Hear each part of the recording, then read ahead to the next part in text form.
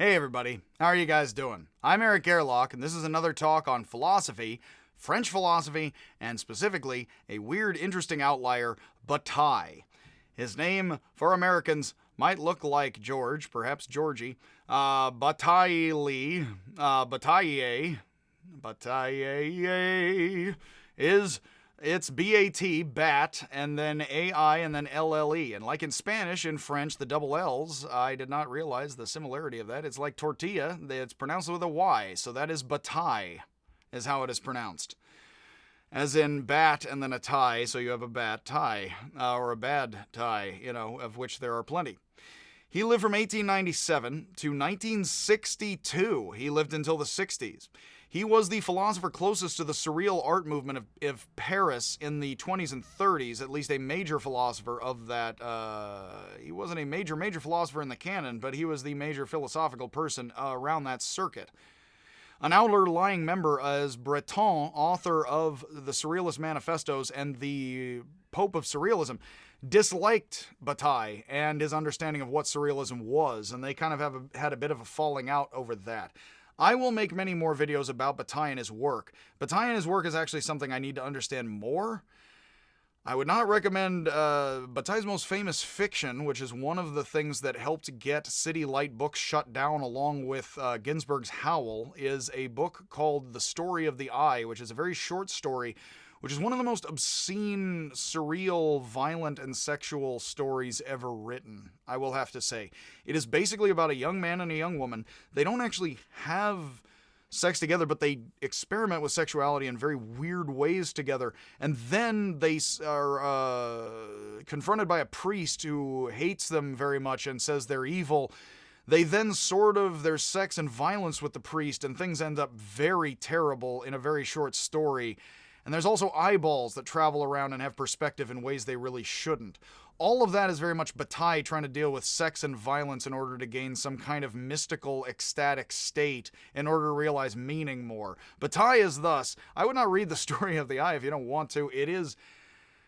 Honestly, I read it once and I haven't read it since, and I have a strong stomach for some of this stuff. I don't try to watch sex or violence or sexual violence a whole lot, that we're human and I think we're interested in sex and violence. Bataille was definitely in the before the beatniks and before the hippies. He wanted to use sex and violence to be kind of a mystic, which is something that was very influential for other folks. Now, again, with all of this stuff, this is decently obscene and crazy, so please don't take this as an endorsement of what to do or not. But Bataille is a thinker worth considering. And again, I am not going to tell you everything about Bataille. This is going to be a decently short video, but it is important to include this. I had a friend in grad school, my friend Tommy, who introduced me to Bataille's work, and he told me that I really should read, if I'm into Nietzsche at all, I need to get into Bataille. If I'm into art and surrealism and Nietzsche, need to get into Bataille and need to read not his Story of the Eye, but his collection of short pieces called Visions of Excess. There is a book, it has a pink cover, at least the one I have. It's a paperback, got it for like $12 at a used bookstore in this Berkeley town. They actually have decent used Bataille in this town in bookstores. More than Wittgenstein even, which is odd. I guess people keep their Wittgenstein, and they don't keep their Bataille to themselves as they should. But Bataille is basically a thinker who's very formative. He is incredibly interesting, and I don't know enough about all of his anthropology and economic work, but it is worth saying a bit about how he's a Nietzschean after Nietzsche and Heidegger. Normally I give this talk right after Nietzsche, but I decided, and it does make sense, because he's at Kojève's lectures on Nietzsche and a Heidegger guys, it makes a lot more sense to cover Bataille as a French guy who is Nietzschean and also Heideggerian. And I have been mentioning him with my Nietzsche and my Heidegger. So like Nietzsche, Bataille's father went insane when he was a young boy, and he wrote of the shock to his world of all of this. Again, great philosophers tend to live in warring times, have a parent die young, have lives that are shaken up. Not always. Some are happily married, happy families. A lot are in times that are shaken. Hegel was one of the only happily married philosophers. He died of a plague early on, who wants to live in an institution, according to Groucho Marx. But he was during the French, he got to see Napoleon charging into Jena and all of that, as already discussed. Bataille, apparently the story goes, is that as his father went insane, his mother went into the room with the doctor in the next room over to discuss his father's condition, and his father, apparently horrifying young Bataille, who was unfortunately a bit mentally disturbed, let's say, said, "Doctor, let me know when you are done, let's call it porking my wife," although he didn't say porking, and I don't know the French entirely. So, yes, forgive my French, or lack thereof. Bataille's acephale, he has there's an image of Bataille, which is a somewhat disturbing image, which you can see, which he put out short pieces. The Visions of Excess are collections of short pieces he wrote. He wrote longer anthropology and economics work, which is actually appreciated. As a weird, obscene guy, he had brilliant ideas in economics and other things about and anthropological ideas of where economics comes from and human emotions that are actually quite insightful. Here again, what is the proof of the pudding with Nietzsche? You have good ideas. Like, if you are somebody who believes in open interpretation, how do you show that to people? Because your ideas are great. Because you have great individual interpretation and ideas. That would be the way of showing great philosophy in a time of open age interpretation, wouldn't it? Open-ended, I meant. For all ages, I suppose. Bataille was interested in Freud and attended Kojève's lectures on Hegel with Lacan. He was fascinated with the obscene and its mystical identity with the sacred. He wrote what are very likely some of the most obscene and disturbing pornographic stories in existence, and I am including internet fan fiction as well as the rest of French literature in that. Bataille was fascinated with transgression and violation. Now, of course, we live in times after the 50s and 60s where people can experiment more with that and freely, and children learn things online. So obviously, with all of this, we live in times that are more comfortable with stuff that Bataille was doing hardcore in the 20s and 30s in France. Now, it's France, but still. The individual self is a rupture for Bataille. Transgression and violation is not only rupturing the world, but if you remember Heidegger, which I just covered, the self is open and closed. So the self is like a wound or like a rupture or other wounds I won't describe that are sexual. The basic way, of course, is that the self is a tear. Now, we've already had, with Hegel, the feeling of being alive is the feeling of being in contradiction. Now, sexual motion or violent motion are often contradictory-wise, motions of things. But if the self is an open, painful wound, as well as eyeballs traveling around, you would understand here some of the ways that Bataille is taking some of these Nietzschean themes and Heidegger and then spinning it into French, the more interesting philosophical thought of French Surrealism.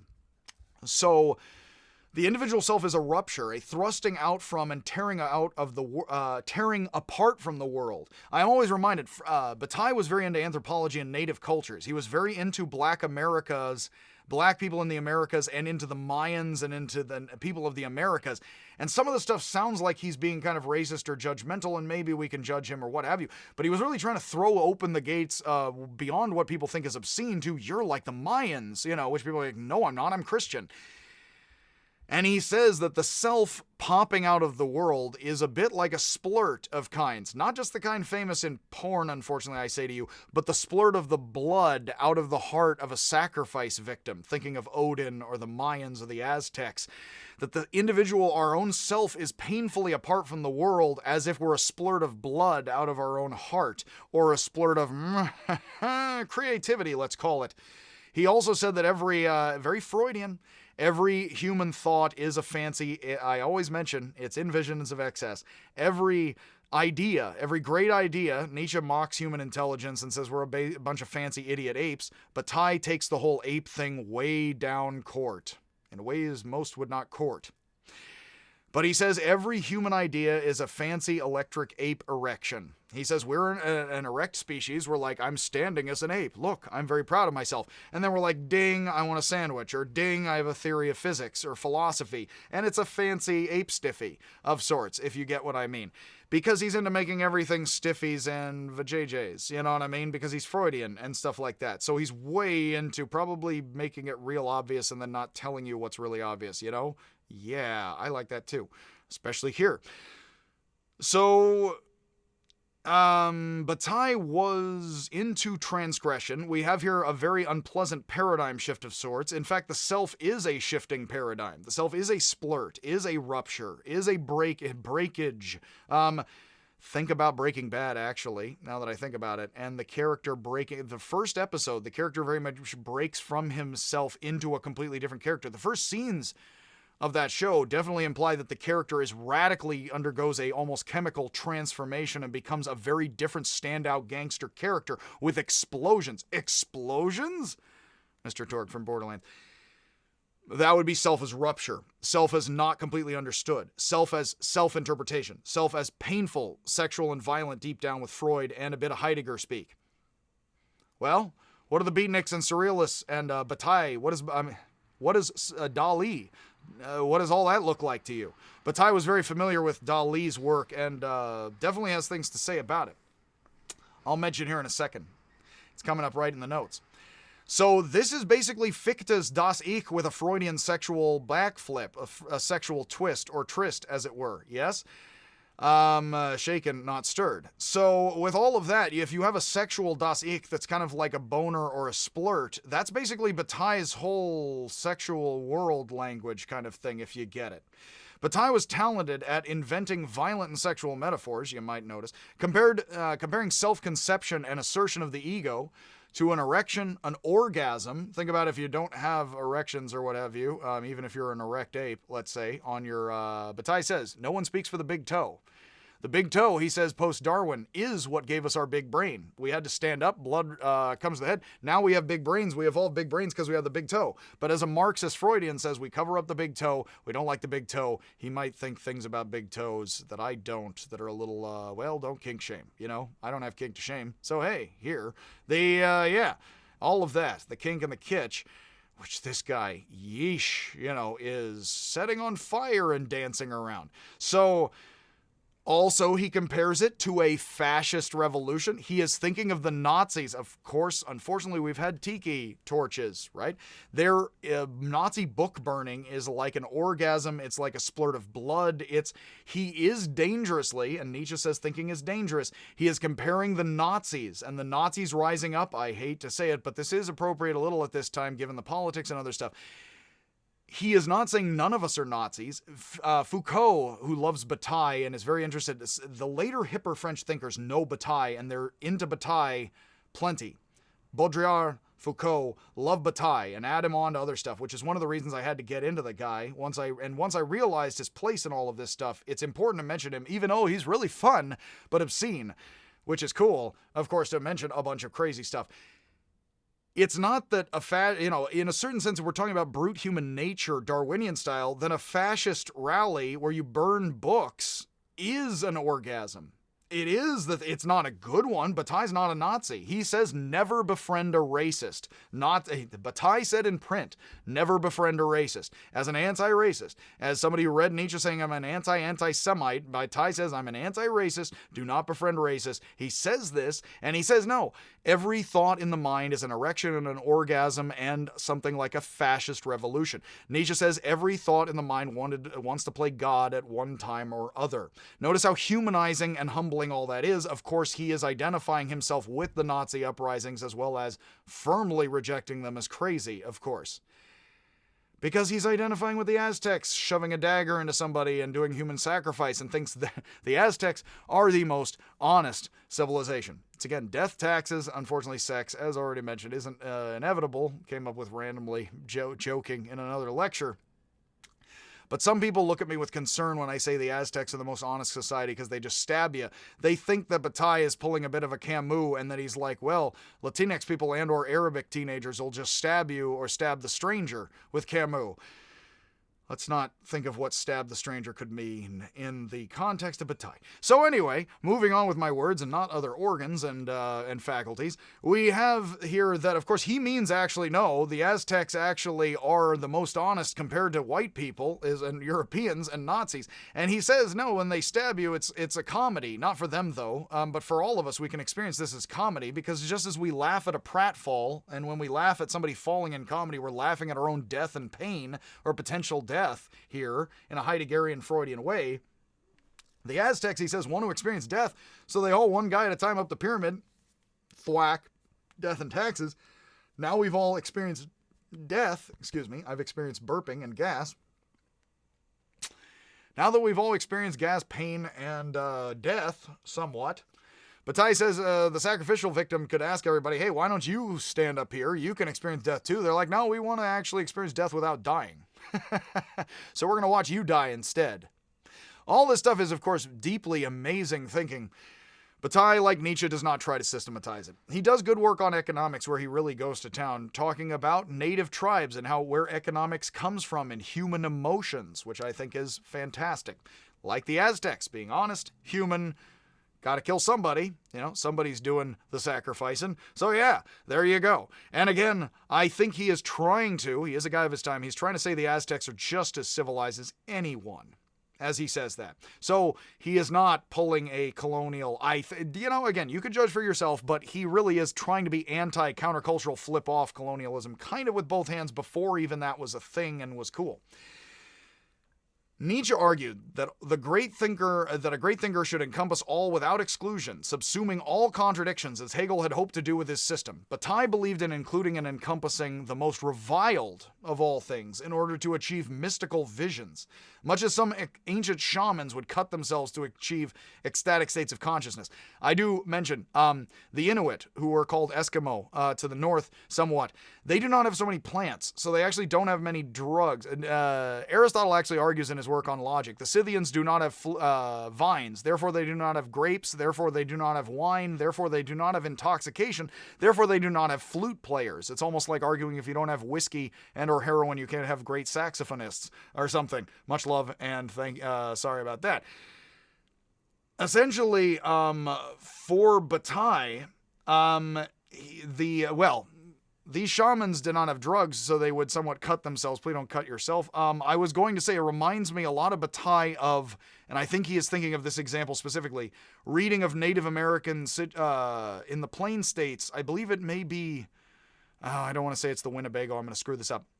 But there are some individuals who will tether themselves to a pole and hook it into their skin and then dance, and it's painful, and then they will tear themselves. The Aztecs and native cultures have something about tearing yourself away from being, and it's very much like a child crying as it comes out of the womb because it's painful to be spit into the world where it's cold and not as nice as in the womb and all of that. There's a very Freudian, oceanic kind of getting over or not things here.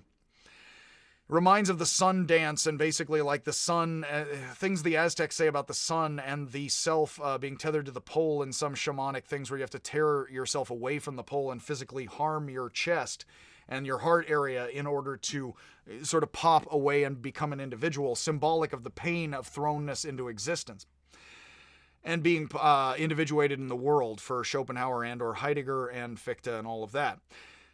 So Bataille definitely sounds like he is thinking of that pain and death and sex are something primordially like that for us, and he thinks that that's Nietzsche and Heidegger very much. So in one passage, after arguing that science had overturned mythology very much, and so the modern mythology of science and reason would itself have to be overturned, saying in Visions of Excess that he says, and the emotions of excessive violence, sex, stuff, Nazis, books burning, like racial pride, things like that, excess, rupture.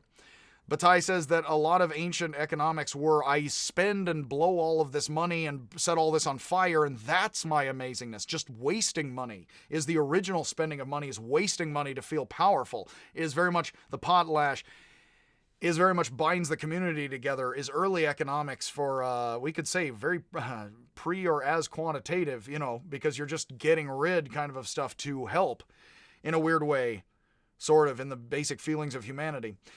Bataille, in saying in these passages that children, and I've already mentioned this passage a lot, I usually quote Bataille and say children grew up playing in the shadow of the cathedral. Now they grow up playing in the shadow of the smokestack, which means that children are told to believe in science and industry rather than religion now. Shut up and play. It's okay. It's not okay. It can steamroll the Winnebago plenty, but it's okay because it is morals, truth, logic, whatever the heck it is as institutionalized today. By the way, we've had scientia since Egypt, Sumer, etc., I guess. But wherever there's major civilization and text. But, of course, with all of that, we are the great apes. So what Bataille does, and I always have to mention, there is an amazing passage where right after, in a short article in one of his journals, that he's going on about how Nietzsche says, if you didn't like religion, wow, you're really going to hate some of science and modern industry because it's just as sheep-like thinking as a bunch of nonsense. And they're going to tell you, like Christian evangelicals, you're not the sheep. It's everybody who doesn't agree with you who's the sheep, not you. If you don't, I hate it when people are just like, modern science is objective and rational, and they refuse to think anymore rather than think several different things, which is fine. You don't have to believe in unicorns at all. Just think, and argue rather than refuse to be compromised or make a mistake in believing in things that are all too human with your identity and everything. Bataille says civilization is an orgy. If you thought an idea is an splurt of kinds, civilization is an ape or is a kind of party where he describes a situation. It's very much Naked Lunch of Burroughs, but before Naked Lunch of Burroughs, which is another book that got City Lights very much shut down, I think. The kind of stuff City Lights in the City put out for the Beatniks and others that, again, was testing American censorship in the 50s. On purpose, of course. A bit of rupture and trying, Bataille says civilization is he goes from that comment where he says Nietzsche says religion was bad and good. Oh my God, science and politics, secular-wise, are going to be bad and good. It's going to make religion look like a kindergarten class, which he said before the communists and the fascists, whatever you think politically. That he says civilization is like an orgy where there's a bunch of people who are all kind of having crazy sex violence party time. And then he describes this scene after saying the children afraid of the smokestack. He suddenly breaks from what he's saying. He starts describing this surreal orgy. And then he says they lead an ape into the orgy. They turn it upside down. They bury, it's a female orangutan specifically. Why? I don't know. They bury it upside down and celebrate its death spasms as it suffocates. Forgive me for saying such a horrible thing. And then they have a giant crazy sex, death, violent party. What is Bataille saying in the most horrible things? He is saying what regimes do, and what we're doing with secular times is we are over, what used to be true is false. What used to be false is true, and now that we're through with that, just have a bunch of sex and violence and be stupid human apes like before. That's what he's saying. Basically, if you're like, wow, I'm glad we're through, what he is saying is Nietzsche is saying, we're through with religion somewhat. We're on to secular times now with politics and science. Oh my God, it's going to be just as terrible. It's going to be a bunch of stupid apes. So what we're going to do is say those old times were wrong. They were bad. They were false. Believing in this or that, that's false. Not like believing in secular objective science. That's good. Doesn't affect behavior. Doesn't change war, doesn't change genocide, makes everything very much the same depending on which regime or which individual you're dealing with. Again, I always mention anthropology does consistently say there's very little in culture that it does all school human behavior, but it doesn't change the individual to be good or bad, science or religion necessarily, does it? Especially if you're not religious some other person's way. So here what Bataille is saying, which is very Nietzsche, is here are more human individuals. They're going to be proud idiots. They're going to be proud apes. They're going to say yay to science and politics rather than religion. They're going to behave the same, and that is the orgy Bataille is describing. This is the secular times where we say, oh, Islam or evangelical Christianity or something. That's all wrong, unlike objectivity in the name of whatever are the most powerful institutions today, and we will continue to behave all too human.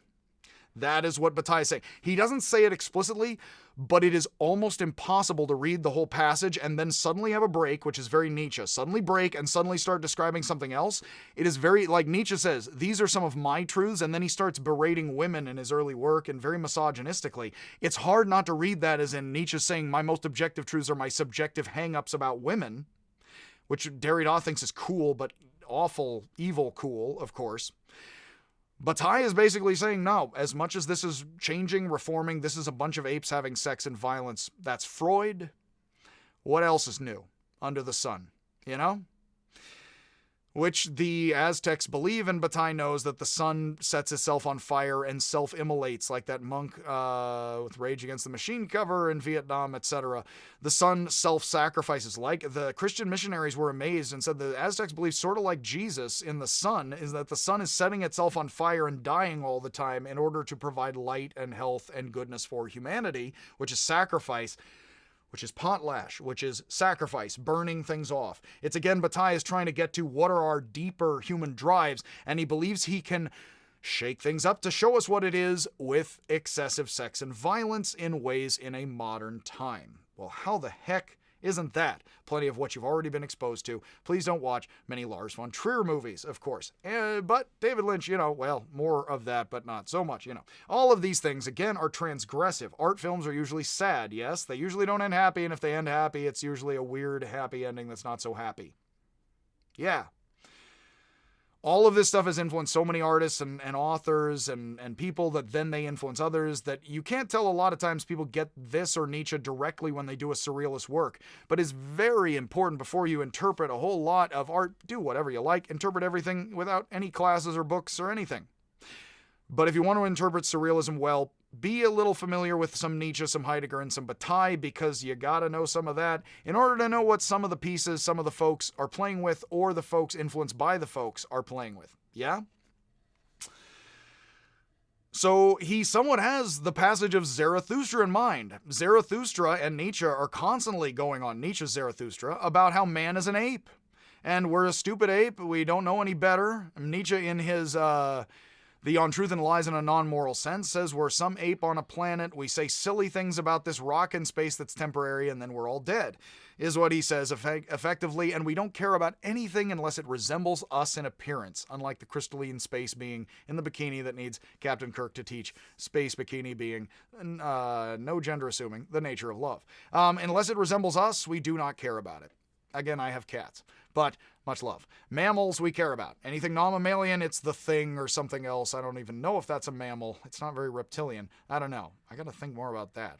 Or less.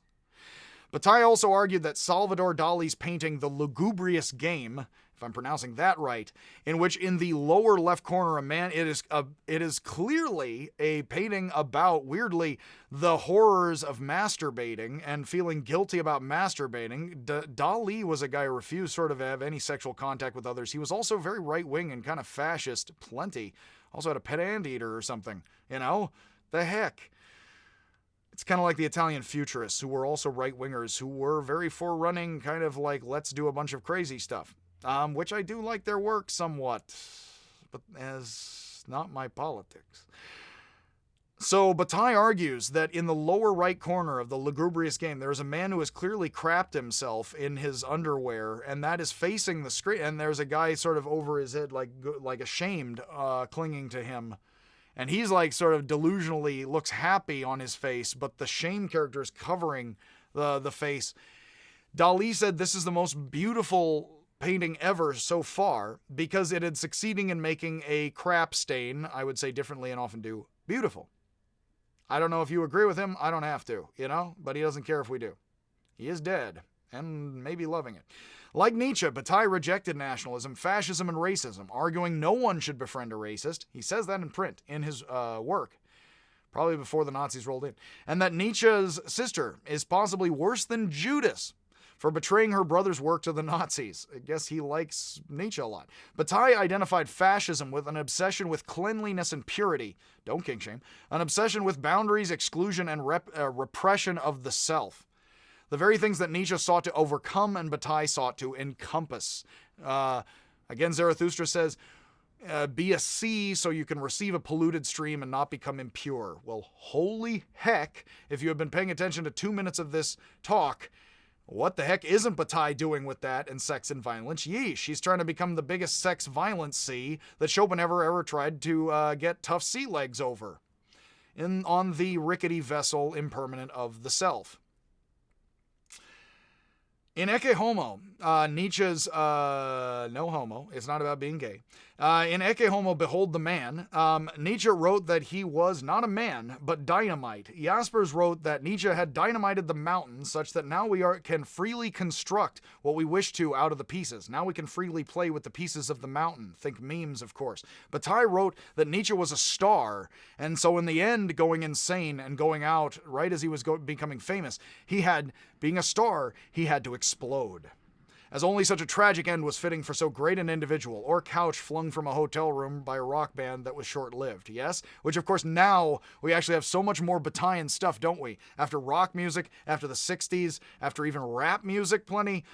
there's so much more Bataille in art now that really knowing a little bit, being able to name drop Bataille, knowing a little bit about Bataille. I only know some. Reading a little bit of Visions of Excess. I now own a decent amount of Bataille I have not read and plan to, because I do want to get seriously into Bataille's anthropology and economics thought about human emotions at their most tribal and simple and fully human awesomeness. I come from again, hippies, so I'm somewhat, hippie-ish people. I'm somewhat post-hippie-ish, meaning not over it completely, but influenced by it and different now afterwards. Again, for post-hippie-ish people, Bataille's thinking is a gold mine. I mean, it's just so amazing, and he doesn't care whether you like him or not, or you hate him or not, which is fine, because you don't have to love him. You can just be influenced like Nietzsche with his ideas. As with Heidegger, Nietzsche, Heidegger, and Bataille can all be challenging thinkers to people who are a bit more buttoned down in type A, but honestly, it is hard, even with such types, to see nothing in such thinkers. All right, that said, that is a shorter kind of, half-hour talk on Bataille. I'm going to follow this stuff up with some Sartre, and then we will be ready to get into some French structuralism, post-structuralism, and postmodernism. I will be giving a series of short talks on post-structuralists and on the structuralists, post-structuralists, longer talk on Foucault, and then some short talks on each of the postmodernists, and that will be my French talks for this semester. I will also have some on the pragmatists, and I will try to work in a little bit more on basic positivism, as well as Russell and some other stuff we'll be doing. All right. That is said, much happiness. Hope you get some out of that. Please check out some more Bataille, as well as I will be making more videos on Bataille and Surrealism and Nietzsche as I go work on my channel and my talks, but I won't be doing more on Bataille this semester for modern European philosophy. That will be more my own pet projects that I get into after I'm done with these lectures and getting everything up online I've been working on for years here. All right. Much happiness, everyone. Again, do what you feel and try to feel that out nice and legally and or where you can.